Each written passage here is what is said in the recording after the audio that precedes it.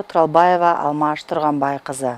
Келесі бір стратегия тілдік дағдыны дамытуға арналған дербес пікір жазу тәсілі бойынша оқушыларға сабақ соңында 7-8 минут ішінде қарастырылған мәселе бойынша мынадай құрылымдағы жазба жұмысын ұсынуына болады.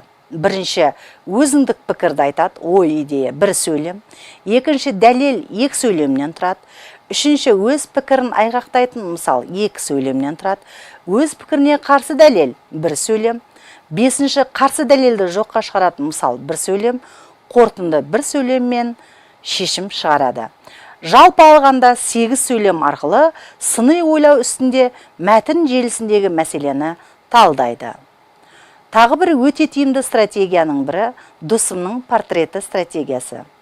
Бірге жұмыс жасаған жұптасының суретін басына ақпарақты қоя отырып қолына қарамай, парталасының, жұптасының немесе досының портретін сомдап салады.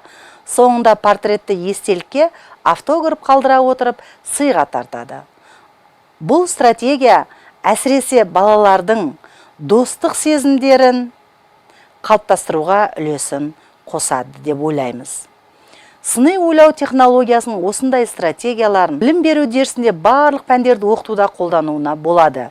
Дегенмен, өз кезегінде әр мұғалімде педагогикалық техниканың болуын талап етеді.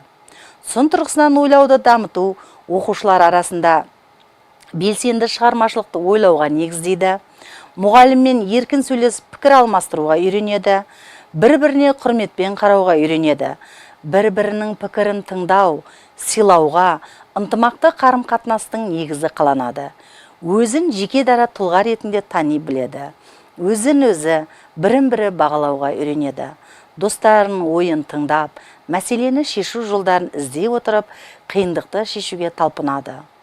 Құрметті әріптестер, қорыта келгенде, сыни ойлау технологиясы ол танымдылыққа үйрету, адамның жеке тұлға екендігін сезіну, рухани жетілу, өзіне сыни көзбен қарап, өзін өзі реттеуі және өз ісі мен басқа адамдардың ісін бағалауды жетілдіруге бағытталған.